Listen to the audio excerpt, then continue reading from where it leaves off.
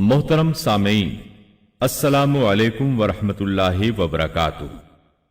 किताब सुन्नत की इशाअत के आलमी इदारे दारुस्सलाम की तरफ से आपकी खिदमत में तख्लीक कायनात और तख्लीक आदम अलैहिस्सलाम से लेकर ईसा अलैहिस्सलाम तक तमाम अंबिया और कौमों का तस्करा क़िससुल अंबिया पेश किया जा रहा है।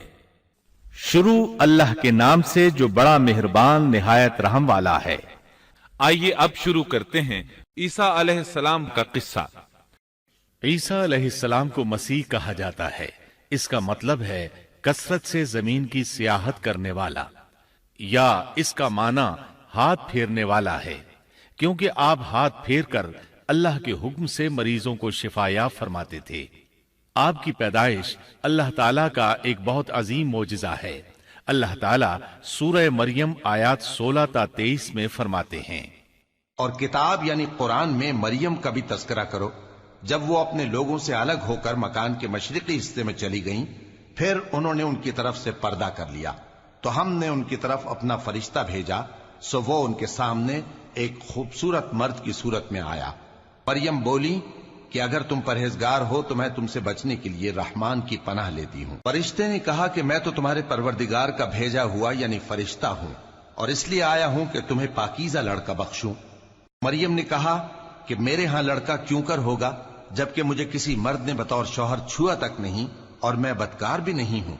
फरिश्ते ने कहा कि यूं ही होगा, तुम्हारे परवरदिगार ने फरमाया कि ये मुझे आसान है, और मैं इसे इसी तरीक पर पैदा करूंगा ताकि इसको हम लोगों के लिए अपनी तरफ से निशानी और जरिया रहमत बनाएं, और ये काम मुकर्रर हो चुका है।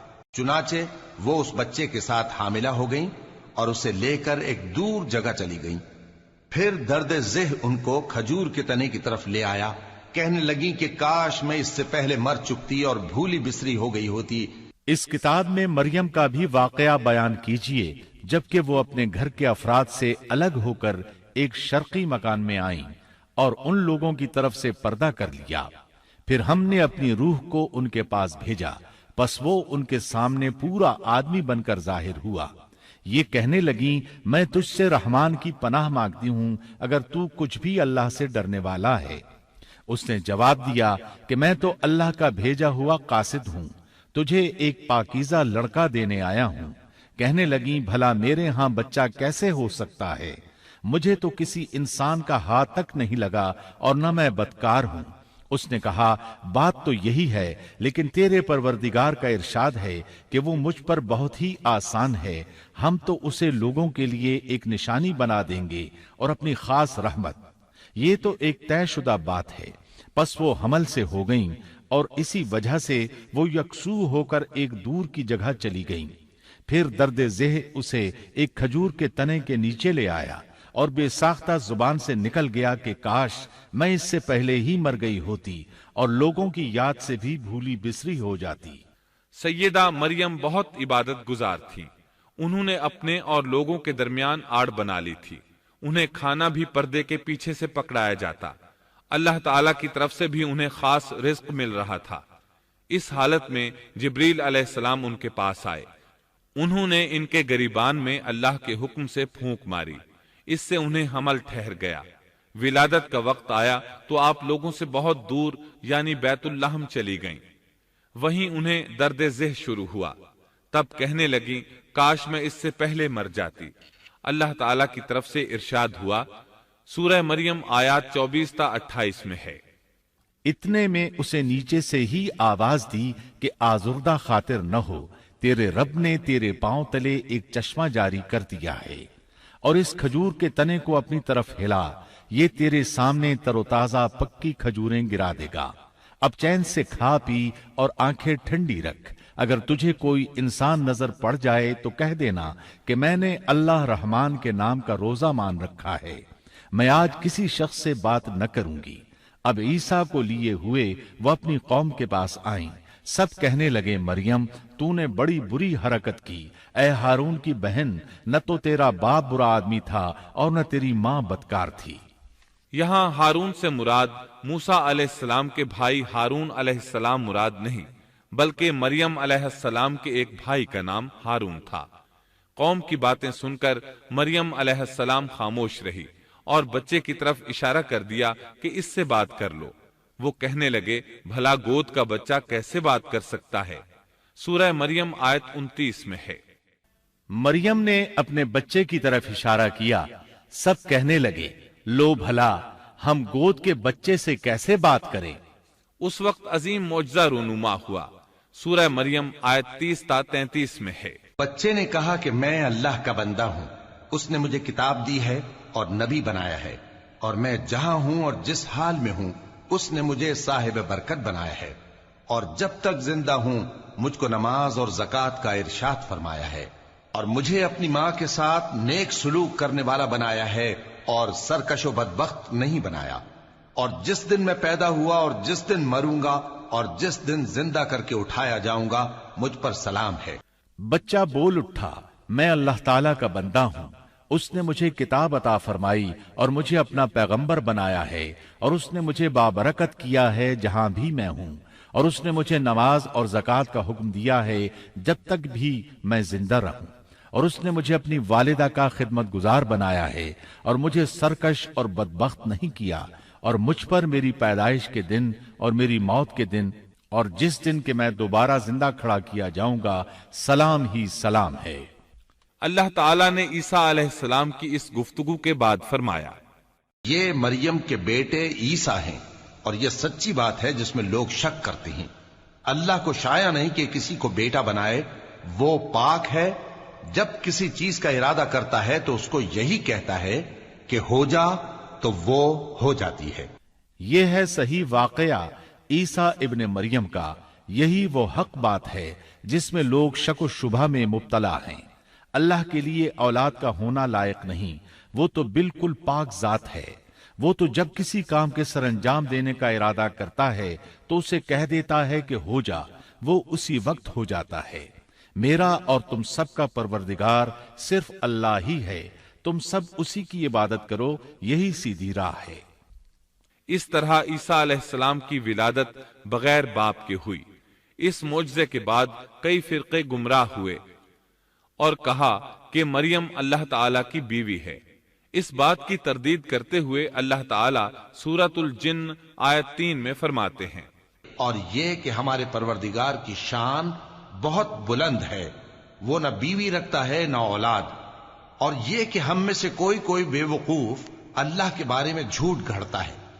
اللہ تعالیٰ سورۃ المائدہ آیات 72 تا 75 میں فرماتے ہیں، بے شک وہ لوگ کافر ہو گئے جن کا قول ہے کہ مسیح ابن مریم ہی اللہ ہے، حالانکہ خود مسیح نے ان سے کہا تھا کہ اے بنی اسرائیل، اللہ ہی کی عبادت کرو جو میرا اور تمہارا سب کا رب ہے۔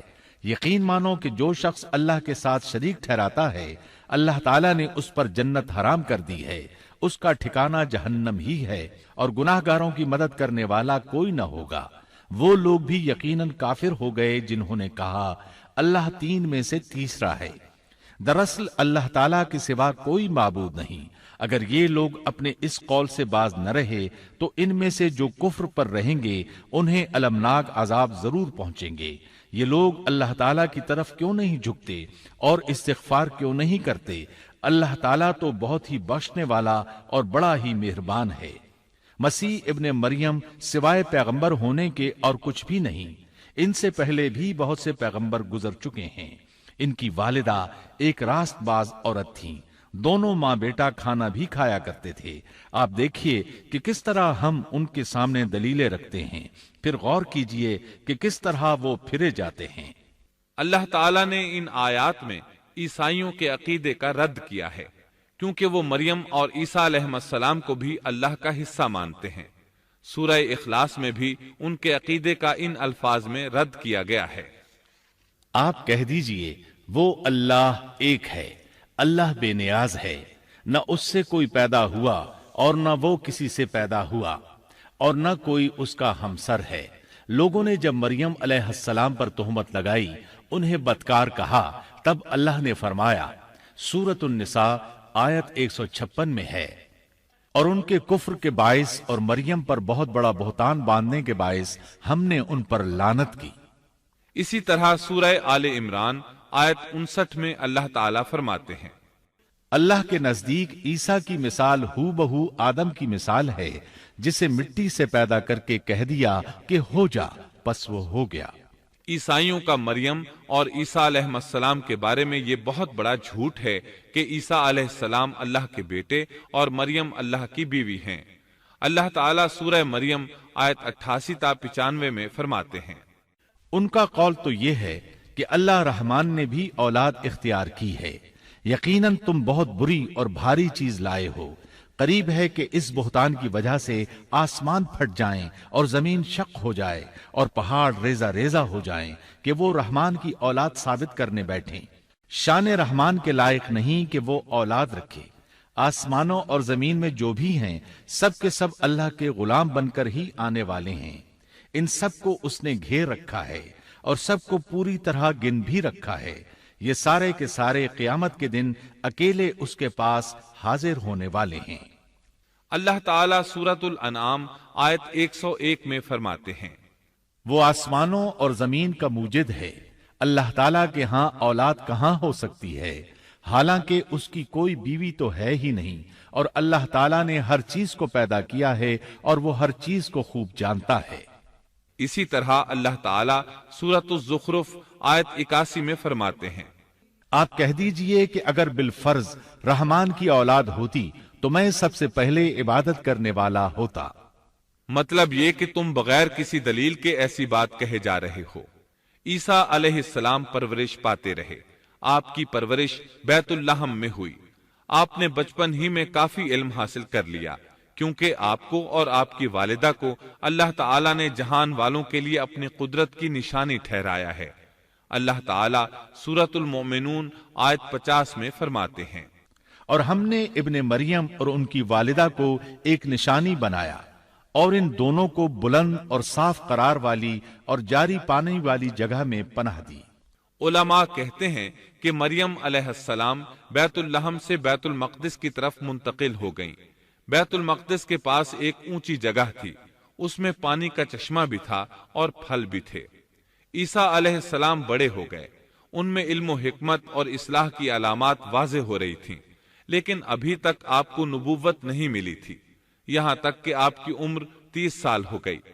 تب اللہ تعالیٰ نے آپ کو انجیل عطا فرمائی۔ اس کے بعد آپ نے اللہ کے رسول کی حیثیت سے دین کی دعوت شروع کی۔ اللہ تعالیٰ سورۃ المائدہ آیت 46 میں فرماتے ہیں، اور ہم نے ان کے پیچھے عیسیٰ ابن مریم کو بھیجا جو اپنے سے پہلے کی کتاب تورات کی تصدیق کرنے والے تھے، اور ہم نے انہیں انجیل عطا فرمائی جس میں نور اور ہدایت تھی، اور وہ اپنے سے پہلے کی کتاب تورات کی تصدیق کرتی تھی اور پرہیزگار لوگوں کے لیے سراسر ہدایت اور نصیحت تھی۔ اکثر مفسرین کا اس پر اتفاق ہے کہ عیسیٰ علیہ السلام کو 30 سال کی عمر میں انجیل عطا کی گئی، ساتھ ہی اللہ تعالیٰ نے انہیں عظیم معجزات عطا فرمائے۔ سورہ آل عمران آیت 48 اور 49 میں اللہ تعالیٰ فرماتے ہیں، اور اللہ اسے لکھنا اور حکمت اور تورات اور انجیل سکھلائے گا، اور وہ بنی اسرائیل کی طرف رسول ہوگا کہ میں تمہارے پاس تمہارے رب کی نشانی لایا ہوں۔ میں تمہارے لیے پرندے کی شکل کی طرح مٹی کا پرندہ بناتا ہوں، پھر اس میں پھونک مارتا ہوں تو وہ اللہ تعالیٰ کے حکم سے پرندہ بن جاتا ہے، اور اللہ کے حکم سے میں مادرزاد اندھے کو اور کوڑھی کو اچھا کر دیتا ہوں، اور مردے کو جلا دیتا ہوں، اور جو کچھ تم کھاؤ اور جو اپنے گھروں میں ذخیرہ کرو میں وہ تمہیں بتا دیتا ہوں۔ اس میں تمہارے لیے بہت بڑی نشانی ہے اگر تم ایماندار ہو۔ اس طرح عیسیٰ علیہ السلام بنی اسرائیل کی طرف مبعوث ہوئے۔ تمام نبی کسی خاص قوم کی طرف مبعوث ہوئے ہیں، جبکہ نبی اکرم صلی اللہ علیہ وسلم تمام انسانوں اور جنوں کے لیے رسول بنا کر بھیجے گئے۔ یہ آپ کی خصوصیات میں سے ایک امتیازی خصوصیت ہے۔ اللہ تعالیٰ نے عیسیٰ ابن مریم علیہ السلام کو عظیم معجزات عطا فرمائے۔ پیدائشی اندھا بینا ہو جاتا، کوڑھی کا کوڑھ دور ہو جاتا، برس والے کے جسم پر ہاتھ پھیر دیتے تو اس کا برس ختم ہو جاتا، مٹی کے پرندے بنا کر پھونک مارتے تو وہ اڑنے لگتے۔ لیکن سب سے بڑا معجزہ اللہ تعالیٰ نے آپ کو یہ عطا فرمایا کہ آپ نے اللہ کے حکم سے مردوں کو زندہ کیا۔ سورہ آل عمران آیت 50 اور 51 میں ہے۔ اور میں تورات کی تصدیق کرنے والا ہوں جو مجھ سے پہلے ہے، اور میں اس لیے آیا ہوں کہ تم پر بعض وہ چیزیں حلال کر دوں جو تم پر حرام کر دی گئی ہیں، اور میں تمہارے پاس تمہارے رب کی نشانیاں لایا ہوں، اس لیے تم اللہ سے ڈرو اور میری فرمانبرداری کرو، یقین مانو کہ میرا اور تمہارا رب اللہ ہی ہے، تم سب اسی کی عبادت کرو، یہی سیدھی راہ ہے۔ لوگوں نے تمام نشانیاں دیکھی لیکن پھر بھی کفر پر ڈٹے رہے، عیسیٰ علیہ السلام کی تکذیب کرتے رہے۔ اللہ تعالیٰ سورہ آل عمران آیت 52 میں فرماتے ہیں، مگر جب عیسیٰ نے ان کا کفر محسوس کر لیا تو کہنے لگے، اللہ کی راہ میں میری مدد کرنے والا کون ہے؟ حواریوں نے جواب دیا کہ ہم اللہ کی راہ کے مددگار ہیں، ہم اللہ پر ایمان لائے اور آپ گواہ رہیے کہ ہم تابعدار ہیں۔ سورۃ الصف میں اللہ تعالیٰ عیسیٰ علیہ السلام کی زبانی فرماتے ہیں کہ انہوں نے ایمانداروں کو مخاطب کر کے کہا، اے ایمان والو، تم اللہ کے مددگار بن جاؤ، جس طرح مریم کے بیٹے عیسیٰ نے حواریوں سے فرمایا کہ کون ہے جو اللہ کی راہ میں میرا مددگار بنے؟ حواریوں نے کہا، ہم اللہ کی راہ میں مددگار ہیں۔ پس بنی اسرائیل میں سے ایک جماعت تو ایمان لے آئی اور ایک جماعت نے کفر کیا، تو ہم نے مومنوں کی ان کے دشمنوں کے مقابلے میں مدد فرمائی، پس وہ غالب آ گئے۔ اس کے بعد اللہ تعالیٰ نے دین عیسوی کو یہودیوں کے مذہب پر غالب کر دیا۔ جب لوگوں نے کفر کیا اس وقت صرف حواری آپ پر ایمان لائے تھے، ان کی تعداد صرف 12 تھی۔ بعد میں دین عیسوی کو اللہ تعالیٰ نے مکمل طور پر غلبہ عطا فرمایا۔ حواری ایمان ضرور لائے تھے لیکن ان میں کسی قدر تردد تھا۔ اللہ تعالیٰ سورۃ المائدہ آیت 111 تا 115 میں فرماتے ہیں، اور جب میں نے حواریوں کو حکم دیا کہ تم مجھ پر اور میرے رسول پر ایمان لاؤ، انہوں نے کہا، ہم ایمان لائے اور آپ گواہ رہیے کہ ہم پورے فرمانبردار ہیں۔ وہ وقت یاد کے قابل ہے جبکہ حواریوں نے عرض کیا، اے عیسیٰ ابن مریم، کیا آپ کا رب ایسا کر سکتا ہے کہ ہم پر آسمان سے ایک خوان نازل فرما دے؟ آپ نے فرمایا کہ اللہ سے ڈرو اگر تم ایماندار ہو۔ وہ بولے کہ ہم یہ چاہتے ہیں کہ اس میں سے کھائیں اور ہمارے دلوں کو پورا اطمینان ہو جائے اور ہمارا یہ یقین اور بڑھ جائے کہ آپ نے ہم سے سچ بولا ہے اور ہم گواہی دینے والوں میں سے ہو جائیں۔ عیسیٰ ابن مریم نے دعا کی کہ اے اللہ، اے ہمارے پروردگار، ہم پر آسمان سے کھانا نازل فرما کہ وہ ہمارے لیے، یعنی ہم میں جو اول ہیں اور جو بعد ہیں، سب کے لیے ایک خوشی کی بات ہو جائے اور تیری طرف سے ایک نشان ہو جائے، اور تو ہم کو رزق عطا فرما دے، اور تو سب عطا کرنے والوں سے اچھا ہے۔ حق تعالی نے ارشاد فرمایا کہ میں وہ کھانا تم لوگوں پر نازل کرنے والا ہوں، پھر جو شخص تم میں سے اس کے بعد کفر کرے گا تو میں اس کو ایسی سزا دوں گا کہ وہ سزا دنیا جہان والوں میں سے کسی کو نہ دوں گا۔ اور یہ اللہ تعالیٰ کی سنت ہے کہ جب منہ مانگا معجزہ آ جائے اور اس کے بعد بھی لوگ کفر کریں تو وہ تمام لوگ ہلاک کر دیے جاتے ہیں۔ آخر کار وہ کھانا اترنے لگا، انہوں نے اس کھانے کو کھایا اور ایمان پر قائم رہے، البتہ ان میں سے ایک نے خیانت کی، اس کا ذکر آگے آئے گا۔ ان مسلسل معجزات کا لوگوں میں چرچا ہونے لگا۔ یہودی عالموں اور بادشاہوں کو اس بات کی فکر ستا رہی تھی کہ لوگ ان کی پیروی چھوڑ کر عیسیٰ ابن مریم علیہ السلام کے پیروکار بن رہے ہیں، گویا ان کی حکومت ڈگمگا رہی تھی، دنیاوی بادشاہت بھی ہاتھ سے نکل رہی تھی اور دینی امور کی قیادت سے بھی ہاتھ دھونے پڑ رہے تھے۔ یہ صورتحال دیکھ کر یہودی عالم یہودی بادشاہ کے پاس گئے، اسے عیسیٰ علیہ السلام کے بارے میں خوف زدہ کرنے لگے، کہنے لگے وہ خود کو یہود کا بادشاہ خیال کرتا ہے اور دعویٰ کر رہا ہے کہ جلد تم سے بادشاہت چھین لے گا۔ بادشاہ کو اپنی حکومت کی پڑ گئی، اس نے حکم دیا اسے سولی پر چڑھا دو۔ اس وقت سزا کا یہی طریقہ تھا، آدمی کو قتل نہیں کرتے تھے، سولی پر لٹکا دیا کرتے تھے، ہاتھوں پیروں میں کیل ٹھونک دیے جاتے تھے، اسی حالت میں لٹکا ہوا وہ ختم ہو جاتا تھا۔ اس طرح یہودیوں نے عیسیٰ علیہ السلام کے قتل کا پروگرام بنایا۔ یہ آپ کے رسول بننے کے 3 سال بعد کی بات ہے۔ انجیل متی کے مطابق یہودیوں نے جس شخص کو عیسیٰ علیہ السلام کے خلاف ابھارا تھا وہ روم کا گورنر تھا، اس کا نام पोंतस पिलातस था। उसने अपने सिपाहियों से मिलकर ईसा अलैहिस्सलाम को गिरफ्तार करने की साजिश तैयार की और ईसा अलैहिस्सलाम के एक शागिर्द यहूदा अस्करियोती को 30 दीनार पर जासूसी के लिए तैयार कर लिया। उन दिनों ईसा अलैहिस्सलाम मजहबी त्यौहार फिस मनाने बैतुल मक़दिस आए हुए थे। यहां ईसा अलैहिस्सलाम ने खाना खाया और अपने 11 शागिर्दों समेत शहर से बाहर कत्समनी नामी एक जगह पर रात गुजारने के लिए तशरीफ ले गए। फिर अपने शागिर्दों से अलग होकर अल्लाह से यूं दुआ की, ऐ मेरे अल्लाह, अगर हो सके तो ये प्याला यानी मौत मुझसे टल जाए। इसके जवाब में तसल्ली नाजिल हुई। उलमा का इस बात पर इत्तेफाक है कि जब यहूदी ईसा अलैहिस्सलाम के शागिर्द यहूदा अस्करियोती की ये रहनुमाई पर वहां पहुंचे जहां ईसा अलैहिस्सलाम और उनके शागिर्द थे, तो उन लोगों ने ईसा अलैहिस्सलाम और उनके हवारियों का मुहासरा कर लिया। ऐन उसी वक्त अल्लाह ताला ने ईसा अलैहिस्सलाम को आसमान पर उठा लिया और मुखबरी करने वाले ईसा अलैहिस्सलाम के शागिर्द यहूदा पर ईसा अलैहिस्सलाम की मुशाबहत डाल दी गई। चुनाचे हुकूमत के अहलकारों, यहूदियों, हत्ता के खुद हवारियों ने भी उसी को ईसा समझ लिया और उसी को ले जाकर फांसी पर चढ़ा दिया, जैसा कि सूरत उन-निसा में अल्लाह ताला फरमाते हैं। और इस वजह से भी हमने उन पर लानत की कि उन्होंने कहा कि हमने मसीह इब्ने मरियम जो कि अल्लाह का रसूल है उसे कत्ल किया है।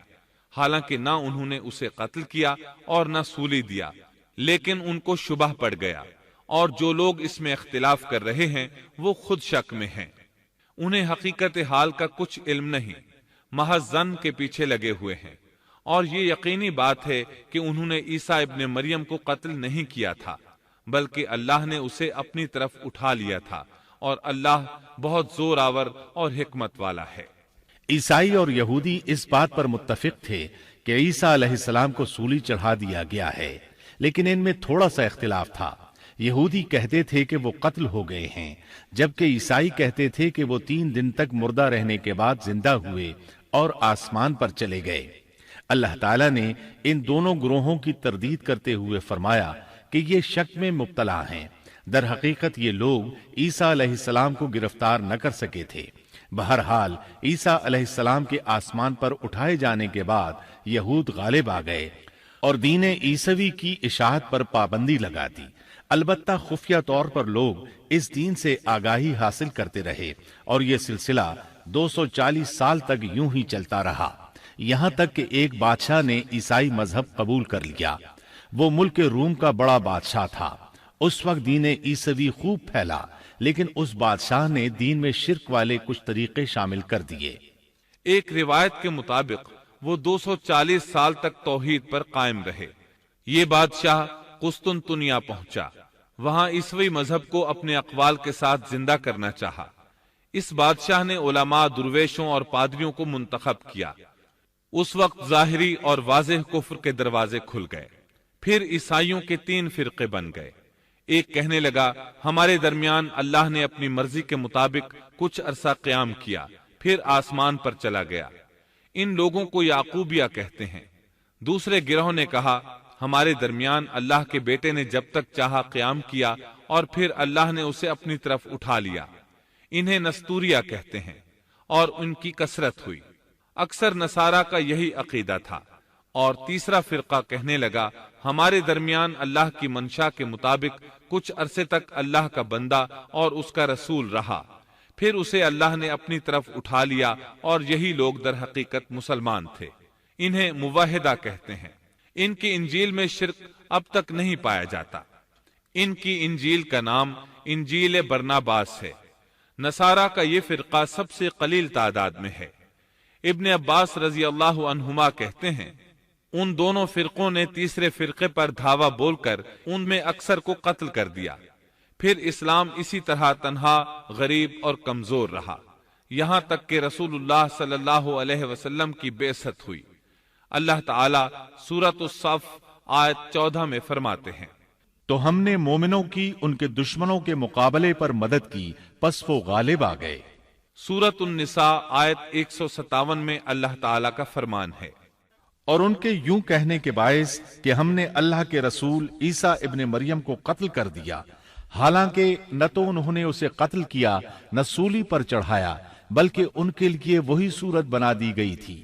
یقین جانو کہ عیسیٰ کے بارے میں اختلاف کرنے والے ان کے بارے میں شک میں ہیں، انہیں حقیقت حال کا کوئی علم نہیں ہے، وہ محض ظن کے پیچھے لگے ہوئے ہیں۔ اتنا یقینی ہے کہ انہوں نے اسے قتل نہیں کیا۔ اللہ تعالی نے عیسیٰ علیہ السلام کو قیامت کی ایک نشانی قرار دیا۔ سورۃ الزخرف آیت 61 میں ہے۔ اور یقیناً عیسیٰ قیامت کی علامت ہے، پس تم قیامت کے بارے میں شک نہ کرو اور میری فرما برداری کرو، یہی سیدھی راہ ہے۔ قیامت کے قریب عیسیٰ علیہ السلام آسمان سے نازل ہوں گے، اور ان کا نزول اس بات کی علامت ہوگا کہ اب قیامت قریب ہے۔ عیسیٰ علیہ السلام اور نبی کریم صلی اللہ علیہ وسلم کے درمیان اور کوئی نبی نہیں ہے، اس لحاظ سے نبی کریم صلی اللہ علیہ وسلم لوگوں سے زیادہ عیسیٰ علیہ السلام کے قریب ہیں، جیسا کہ مسند احمد کی ایک حدیث میں ہے۔ نبی اکرم صلی اللہ علیہ وسلم نے فرمایا، انبیاء کرام سب ایک باپ کے بیٹے بھائی کی طرح ہیں، مائیں جدا جدا اور دین ایک ہے، اور تمام لوگوں سے زیادہ عیسیٰ کے نزدیک میں ہوں، کیونکہ میرے اور ان کے درمیان کوئی نبی نہیں ہے۔ نبی کریم صلی اللہ علیہ وسلم اور عیسیٰ علیہ السلام کی درمیانی مدت قریباً 560 سال ہے۔ آپ فرماتے ہیں وہ بہت جلد نازل ہوں گے، جب تم انہیں دیکھو گے تو پہچان لوگے، وہ درمیانے قد کے ہیں، ان کا چہرہ سفید اور سرخی مائل ہے، ان کے سر کے بال سیدھے ہیں، ان کے بالوں سے پانی کے قطرے گرتے محسوس ہوں گے، حالانکہ ان کا سر بالکل خشک ہوگا۔ وہ مسجد دمشق کے سفید منارے پر اتریں گے، صلیب کو توڑ دیں گے، خنزیر کو قتل کر دیں گے، جزیے کو ختم کر دیں گے، عیسائیت سمیت تمام باطل دینوں کو ختم کر دیں گے، نصرانیت کی تمام علامات مثلا صلیب اور خنزیر کا خاتمہ کر دیں گے۔ ان کے زمانے میں تمام مذہب ختم ہو جائیں گے، صرف اسلام باقی رہ جائے گا۔ دجال کو بھی اللہ عیسیٰ علیہ السلام کے ہاتھوں قتل کرا دیں گے۔ پوری زمین پر صرف اسلام ہوگا، ساری زمین امن کا گہوارہ بن جائے گی، یہاں تک کہ بکری اور شیر مل کر زندگی بسر کریں گے، بچے سانپوں سے کھیلیں گے، کوئی کسی کو تکلیف نہیں پہنچائے گا۔ عیسیٰ علیہ السلام زمین پر 40 سال قیام کریں گے، پھر آپ کی وفات ہو جائے گی۔ مسلمان آپ کی نماز جنازہ ادا کر کے آپ کو دفن کریں گے۔ قیامت کے دن اللہ تعالیٰ ان سے فرمائیں گے، سورۃ المائدہ آیات 116 اور 117 میں ہے۔ اور وہ وقت بھی قابل ذکر ہے جب اللہ فرمائے گا کہ عیسیٰ ابن مریم، کیا تم نے ان لوگوں سے کہا تھا کہ مجھے اور میری ماں کو بھی اللہ کے علاوہ معبود قرار دے لو؟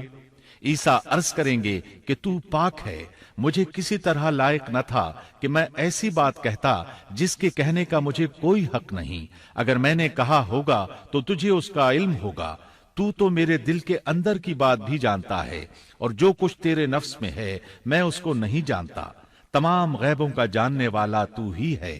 میں نے تو ان سے اور کچھ نہیں کہا مگر صرف وہی جو تو نے مجھے حکم فرمایا تھا کہ تم اللہ کی بندگی اختیار کرو، جو میرا بھی رب ہے اور تمہارا بھی رب ہے۔ میں ان پر گواہ رہا جب تک ان میں رہا، پھر جب تو نے مجھے اٹھا لیا تو ہی ان پر نگران تھا، اور تو ہر چیز کی پوری خبر رکھتا ہے۔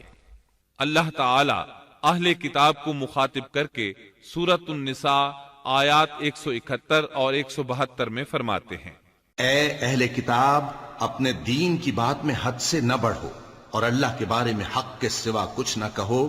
مسیح یعنی مریم کے بیٹے عیسیٰ بس اللہ کے رسول ہی تھے اور اس کا خاص حکم تھے جو اس نے مریم کی طرف بھیجا تھا، اور اس کی طرف سے ایک روح تھے، تو اللہ اور اس کے رسولوں پر ایمان لاؤ اور یہ نہ کہو کہ خدا تین ہیں۔ اس اعتقاد سے باز آؤ کہ ایسا کرنا تمہارے حق میں بہتر ہے۔ اللہ ہی معبود واحد ہے اور اس سے پاک ہے کہ اس کی اولاد ہو۔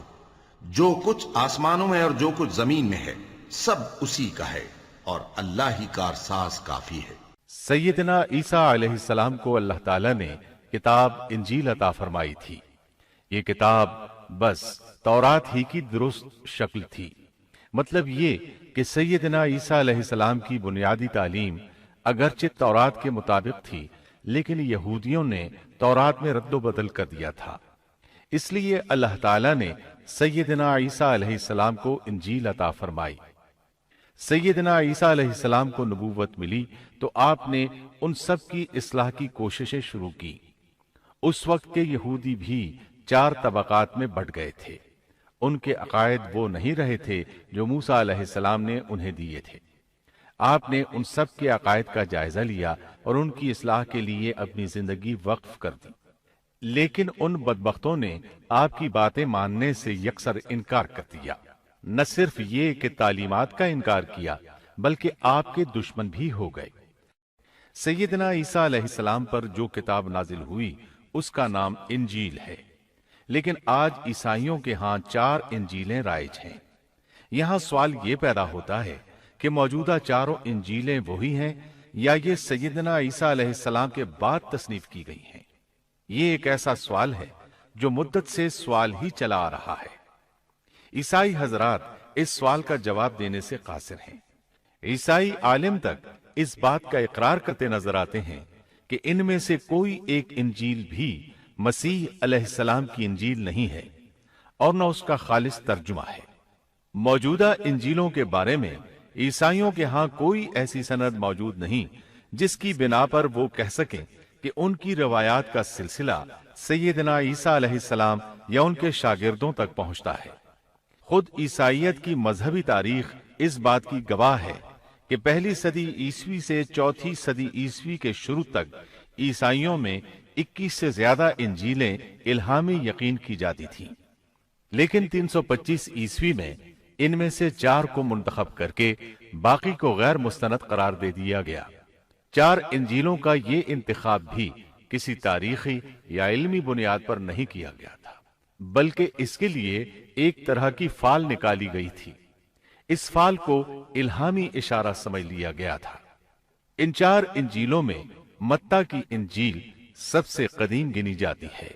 اس کے باوجود عیسائیوں کے پرانے عالم یہ بات تسلیم کرتے ہیں کہ یہ انجیل متی اصلی نہیں بلکہ اس کا ترجمہ ہے، اس لیے کہ اصل کتاب عبرانی زبان میں تھی جو اب ناپید اور ضائع ہو گئی ہے، اور موجودہ ترجمے کے بارے میں قطعی طور پر یہ نہیں کہا جا سکتا کہ یہ اصل زبان کا ترجمہ ہے، جبکہ مترجم کا نام تک معلوم نہیں، اور نہ یہ پتا ہے کہ ترجمہ ہوا کے زمانے میں تھا۔ دوسری انجیل مرقس کی انجیل ہے۔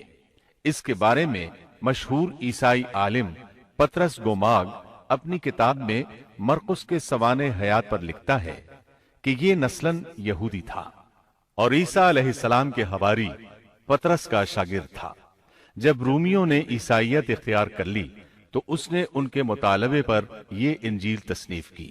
وہ سن 68 عیسوی میں اسکندریہ کے قید خانے میں بت پرستوں کے ہاتھوں قتل ہوا۔ تیسری انجیل لوقا کی انجیل ہے۔ عیسائی عالموں میں متی کی انجیل کے بارے میں جتنے اختلافات ہیں ان سے زیادہ لوقائی انجیل میں موجود ہیں۔ خود لوقا نے اپنی انجیل کے بارے میں لکھا ہے کہ یہ انجیل اس نے شاہ فیلس کے ساتھ خط و کتابت کی بنیاد پر لکھی ہے۔ وہ اسے مخاطب کر کے لکھتا ہے کہ سچ کی باتیں جن لوگوں نے کانوں سے سنی تھیں انہوں نے ہم تک جس طرح پہنچائی ہیں ان کو بہت سے لوگ ہم سے نقل کر رہے ہیں، اس لیے میں ضروری سمجھتا ہوں کہ ان کو خود ہی صحیح طریقے پر کر دوں تاکہ تمہیں صحیح حقیقت معلوم ہو جائے۔ اس سے صاف معلوم ہوتا ہے کہ لوقا نے سیدنا مسیح علیہ السلام کا زمانہ نہیں پایا۔ اس کے ساتھ عیسائی عالم یہ بھی بیان کرتے ہیں کہ لوقا کی انجیل مرقس کی انجیل کے بعد وجود میں آئی اور پطرس اور پولس کے مرنے کے بعد تصنیف کی گئی ہے۔ دراصل لوقا انطاکیہ شہر میں طب کا پیشہ کرتا تھا۔ اس نے عیسیٰ علیہ السلام کو نہیں دیکھا اور عیسائیت کو سینٹ پال یعنی پولس سے سیکھا، اور سینٹ پال کے بارے میں یہ بات تحقیق کو پہنچ چکی ہے کہ وہ دراصل متعصب یہودی تھا۔ عیسائیت کا بدترین دشمن خیال کیا جاتا تھا۔ وہ عیسائیوں کے خلاف اپنی جد و جہد جاری رکھے ہوئے تھا۔ مگر جب اس نے دیکھا کہ اس کی تمام تر مخالفتوں اور رکاوٹوں کے باوجود عیسائیت ترقی کرتی جا رہی ہے اور روکے نہیں رک رہی، تو اس نے مکر و فریب سے کام لیا اور اچانک اعلان کیا کہ مجھ سے ایک عجیب معجزہ سرزد ہوا ہے۔ میں صحت کی حالت میں تھا کہ میں ایک دم زمین پر گرا جیسے کوئی کسی کو کشتی میں پچھاڑ دیتا ہے، اور اسی حالت میں مسیح علیہ السلام نے مجھے چھوا اور سخت الفاظ میں کہا کہ خبردار، آئندہ ہرگز میرے پیروکاروں کے خلاف کوئی قدم نہ اٹھانا۔ پس میں اسی وقت مسیح علیہ السلام پر ایمان لے آیا اور مسیح کے حکم سے مسیحی دنیا کی خدمت کے لیے مامور ہو گیا ہوں۔ مسیح نے مجھ سے کہا ہے کہ میں لوگوں کو مسیح کی انجیل کی بشارت سنا دوں اور اس کی پیروی کی ترغیب دوں۔ اس طرح اس نے آہستہ آہستہ کلیسا پر ایسا قبضہ کیا کہ دین عیسوی کی اصل صداقتوں کو مٹا کر اسے بدعتوں اور رسومات کا مجموعہ بنا ڈالا اور پوری مسیحیت کو بت پرستی میں تبدیل کر دیا۔ آج جو عیسائیت قائم ہے وہ اسی پولس کی ایجاد کردہ مسیحیت ہے۔ لہذا اس کے بعد کون دعویٰ کر سکتا ہے کہ اس کے شاگرد لوقا کی انجیل الہامی انجیل ہے؟ چوتھی انجیل یوحنا کی انجیل ہے۔ اس کے بارے میں عیسائیوں کا عام عقیدہ ہے کہ یہ سیدنا عیسیٰ علیہ السلام کے محبوب شاگرد یوحنا زبدی کی تالیف ہے۔ یوحنا عیسیٰ علیہ السلام کے 12 حواریوں میں سے ایک تھا۔ یوحنا کی انجیل کو ان کی انجیل کہا جاتا ہے، لیکن خود عیسائی عالموں کا یہ دعویٰ ہے کہ یوحنا کی انجیل خود یوحنا کی تصنیف کردہ نہیں ہے۔ یہ تھا ان انجیلوں کا تعارف۔ اس سے ان کی حقیقت واضح ہو جاتی ہے۔ عیسیٰ علیہ السلام اللہ کے نبی، رسول اور پیغمبر ہیں۔ ان کے بعد سوائے نبی کریم صلی اللہ علیہ وسلم کے کوئی نبی نہیں آیا۔ نبی کریم صلی اللہ علیہ وسلم افضل النبیین ہیں، افضل المرسلین اور خاتم النبیین ہیں۔ آپ پر اور تمام انبیاء کرام پر اللہ تعالیٰ کی رحمت نازل ہوں، آمین۔ اور اس کے ساتھ ہی عیسیٰ علیہ السلام کا قصہ اپنے اختتام کو پہنچا۔ اس کے بعد آپ سنیں گے نبی آخر الزمان خاتم النبیین صلی اللہ علیہ وسلم کا تذکرہ، جو 8 کیسٹوں پر مشتمل ہے۔ اللہ تعالی ہم سب کا حامی و ناصر ہو، آمین۔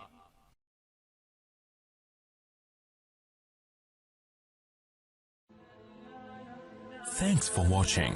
Don't forget to like, comment, share and subscribe to